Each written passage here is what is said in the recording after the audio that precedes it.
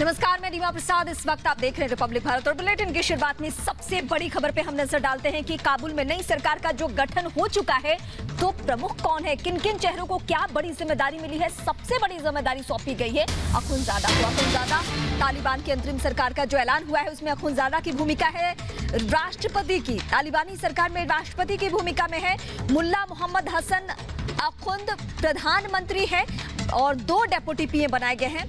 मुल्ला गनी बरादर उप प्रधानमंत्री, सिराजुद्दीन हक्कानी अब बना है गृह मंत्री। ये सिराजुद्दीन हक्कानी पे आके हम थोड़ा सा डिटेल आपसे और साझा करेंगे, क्योंकि ये वो नाम है जो आईएसआई की पसंद है। यानी सिर्फ पाकिस्तान दखल नहीं दे रहा, बल्कि अपने पसंद के चेहरों को वहां पे तरजीह भी दिला रहा है। और यही वजह है कि सिराजुद्दीन हक्कानी जो है वो गृह मंत्री की जिम्मेदारी संभालने वाला है। इसके अलावा खैरख्वाह सूचना मंत्री की जिम्मेदारी संभालेगा। ये नई सरकार की कैसी रूपरेखा है और कौन कौन सा चेहरा है, ये हम आपको बता रहे हैं।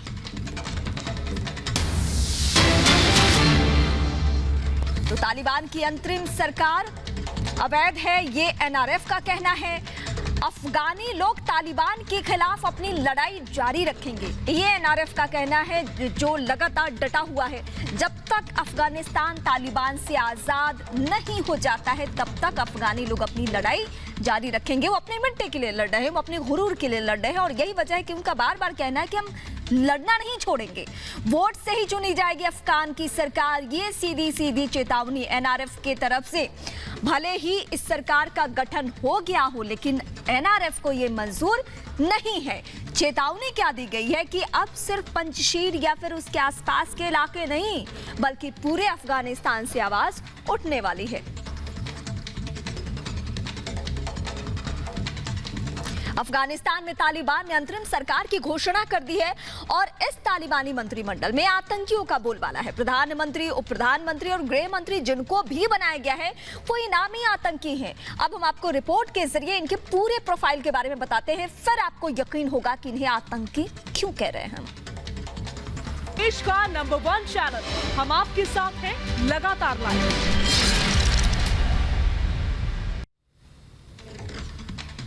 अफगानिस्तान में बर्बादी का कारण सिर्फ और सिर्फ पाकिस्तान है। इमरान खान का मंत्री खुद इस बात को कबूल कर रहा है कि कैसे तालिबानी आतंकियों को पाकिस्तान मदद कर रहा है और पाकिस्तान ही आतंकियों की नर्सरी बन चुका है। देखिए ये खास रिपोर्ट।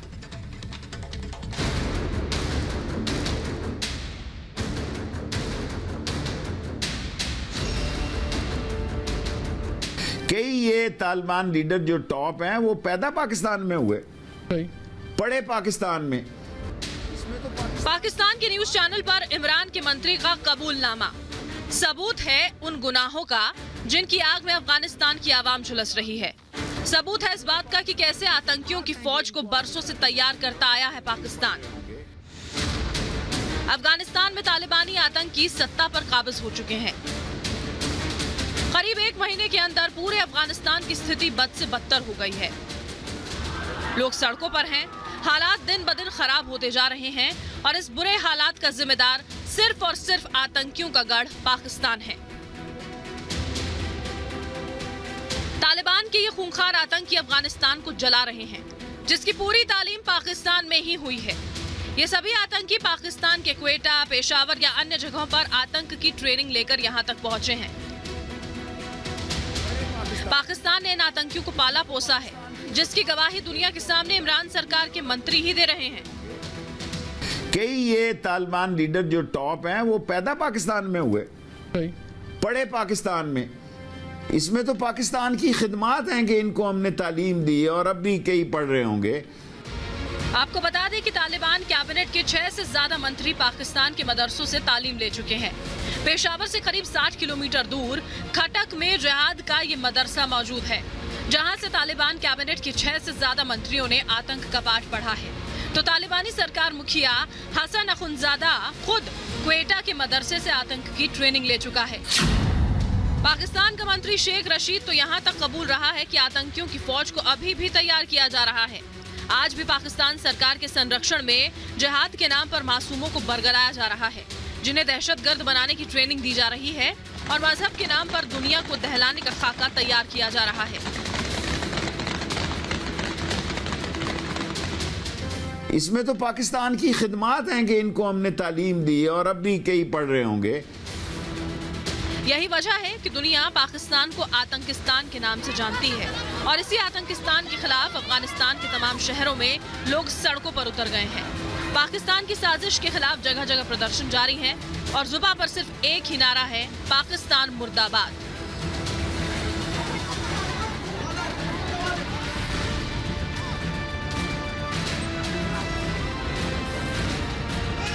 पाकिस्तान को अफगानिस्तान की धरती से खदेड़ने के लिए आंदोलन तेज हो गया है। अफगानिस्तान का बच्चा पाकिस्तान की साजिश को भली भांति जान चुका है कि कैसे पाकिस्तान दशकों से अफगानिस्तान पर अपनी बुरी नजर गड़ाए हुए था और उसे अंजाम देने के लिए आतंकियों की फौज तैयार कर रहा था।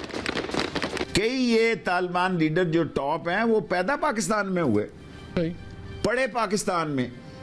इसमें तो पाकिस्तान की खिदमात हैं कि इनको हमने तालीम दी और अब भी कई पढ़ रहे होंगे। 20 साल बाद जैसे ही अमेरिकी सेना ने अफगानिस्तान को छोड़ने का फैसला किया, पाकिस्तान ने आतंकियों के झुंड को काबुल की तरफ रवाना कर दिया। और ये सबसे बड़ी सच्चाई है कि जितने भी आतंकी अफगानिस्तान में मौजूद हैं, सभी के सभी पाकिस्तान में ही दहशतगर्दी की पाठशाला के छात्र हैं। Bureau report, Republic Bharat.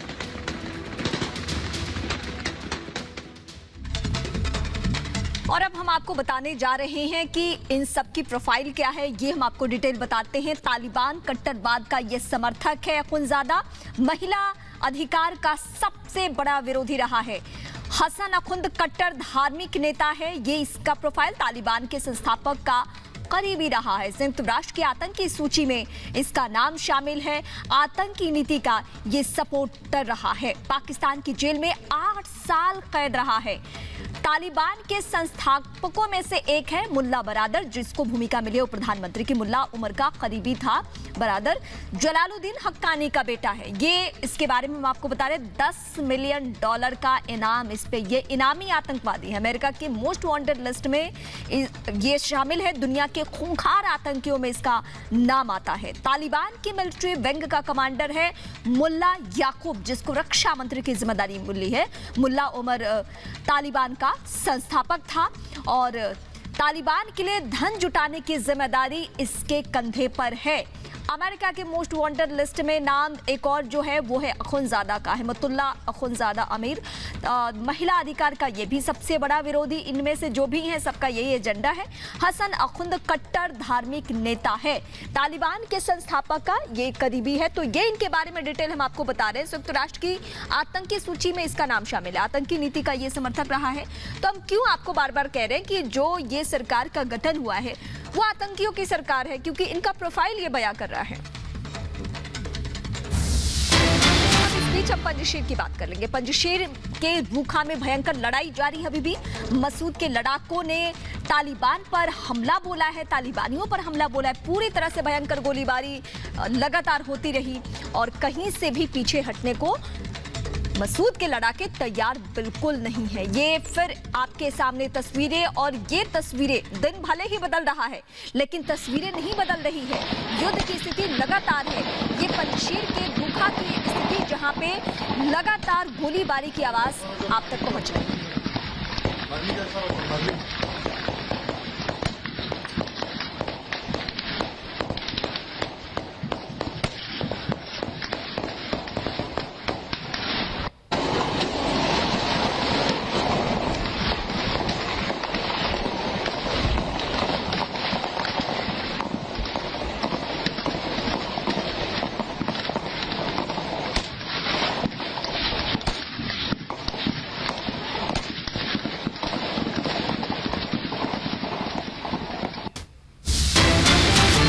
Panjshir में भीषण युद्ध जारी है। अमराज में एनआरएफ, तालिबान में जंग। पंजशीर में युद्ध का आज 18वां दिन है, यानी बीते 18 दिन से लगातार पंजशीर की यही स्थिति है। और आप सोचिए कि लड़ाके किस तरीके से मुस्तैद हैं, कितनी तैयारी के साथ वो डटे हुए हैं और मन में एक जोश है कि वो अपनी मिट्टी के लिए ये लड़ाई कर रहे हैं। और यही वजह है कि फिलहाल वो कहीं से भी चूक नहीं रहे, कहीं से भी हारने की नौबत नहीं दिख रही है। हालांकि ये और बात है कि तालिबानियों ने इनके बारे में अलग अलग अफवाहें फैलाई, हर दिन मनोवैज्ञानिक जीत हासिल करने की कोशिश की कि हमने फतह कर लिया है, लेकिन स्थिति ये बिल्कुल नहीं है। स्थिति क्या है बीते 18 दिन से लेकर अब तक की, वो हम आपको तस्वीरों के जरिए हर दिन दिखा रहे हैं। तस्वीरें दिखाने के साथ साथ हम आपको बातें बताते हैं ताकि आपको यकीन करने में मुश्किल नहीं आए। ये फिलहाल पंजशीर की स्थिति है। भले ही काबुल में बैठकर नई सरकार का गठन हो चुका है, लेकिन आने वाले दिनों में यही पंजशीर आज़ादी की जो लड़ाई लड़ रहा है वो परेशानी काबुल में बैठे आतंकियों के लिए कर सकता है, क्योंकि सिर्फ ये पंजशीर की स्थिति नहीं है, बल्कि अब वो लोग जो हथियारों से नहीं लड़ रहे वो अपना जुबान खोल रहे हैं, वो खिलाफत में आवाज बुलंद कर रहे हैं।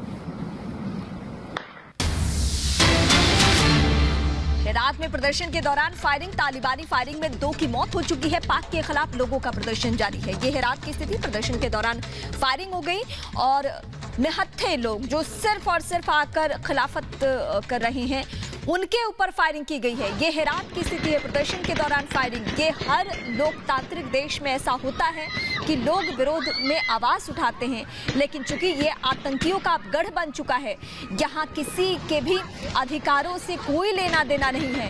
यही वजह है कि लोगों पर, महिलाओं पर, बच्चों पर फायरिंग करने में इन्हें वक्त नहीं लग रहा है। इनको जरा सा भी इस बात का मलाल नहीं है। और आप यकीन मानिए, अगर सपोर्ट पाकिस्तान का मिल रहा हो तो आप उस देश से क्या ही उम्मीद कर सकते हैं, जिनकी परवरिश, जिनकी पढ़ाई लिखाई आतंकियों के जैसे हुई हो पाकिस्तान में, वो और क्या कर सकते हैं। 24 घंटे में ही बदल गई तस्वीर। पंजशीर के लड़ाकों ने ऐसा पलटवार किया है, तालिबान के होश फाख्ता हो गए। अहमद मसूद ने तालिबान और पाकिस्तान के खिलाफ खड़े होने का आह्वान किया था तो खबर आई कुछ हवाई जहाज आए और पंजशीर में तालिबानियों पर हमले करके निकल गए। तालिबान के कई ठिकानों को नष्ट कर दिया गया है। एक रिपोर्ट आप देखिए।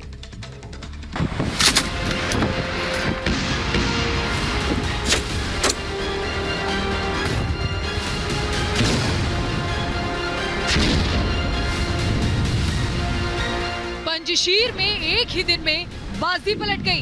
तालिबान कह रहा था कि उसने कब्जा कर लिया है, लेकिन 24 घंटे में ही उसके दावों के परखच्चे उड़ गए। पंजशीर पर मसूद के लड़ाकों ने ऐसा पलटवार किया है कि तालिबान और उसका परम मित्र पाकिस्तान देखते रह गए। आतंकी सोचते ही रह गए और हवाई हमलों में भारी नुकसान हो गया। तालिबान के कब्जे से कई इलाके वापस छीन लिए मसूद के लड़ाकों ने।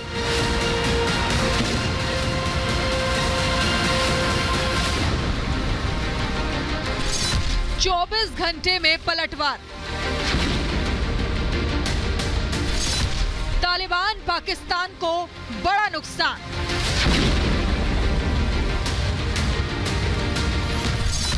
तालिबान पर हवाई हमले। तालिबान और उसका साथी पाकिस्तान सोचते रह गए। अचानक कुछ फाइटर प्लेन आए और उनके ठिकानों पर बम गिराकर निकल गए। भारी तबाही मचाई। पंजशीर प्रांत को जीतने का दावा करने वाले तालिबान को जोरदार झटका लगा है। एयर स्ट्राइक में कई तालिबानी आतंकी मारे गए हैं, कई पाकिस्तानी भी मारे गए हैं। लेकिन सबसे बड़ी बात यह है कि यह हवाई हमला किस देश के जहाजों ने किया, इसका खुलासा नहीं हुआ है। लेकिन एक बात तो तय है कि ये जहाज तालिबान और पाकिस्तान विरोधी जगह से ही आए थे और पंजशीर और नॉर्दर्न अलायंस के साथी थे। पंजशीर और तालिबान के बीच में आज़ादी के लिए अगस्त 30 तारीख से जबरदस्त जंग चल रहा है। इसमें अहमद मसूद और अमरुल्लाह सालेह लीड कर रहा है। पंजशीर ऐसा ही इलाका है जिसका आज तक कोई भी महाशांति कब्जा नहीं कर पाए। तालिबान कुछ वीडियो वायरल करके बता रहा है कि पंजशीर उनकी कब्जे में है और अहमद मसूद ये बातें बेबुनियाद साबित करके बता रहा है कि हम इसी वक्त पंजशीर में है और आज़ादी के लिए जंग चल रहा है। इस हवाई हमले के बाद पंजशीर की बाजी पलट गई है। तालिबानी आतंकी जान बचाने के लिए भागते फिर रहे हैं। सिर्फ पंजशीर ही नहीं, कुछ और इलाके भी तालिबान के चंगुल से आजाद हो गए हैं। खबर है कि गजनी, मज़ार शरीफ शहर में भी विरोध शुरू हो गया है। फरियाब प्रांत में भी तालिबान विरोधी जंग शुरू हो गई है। आंध्रा प्रांत के कई इलाके भी तालिबान से मुक्त हो गए हैं। रविवार की रात तालिबान ने पाकिस्तान की मदद से पंजशीर पर हमला किया था।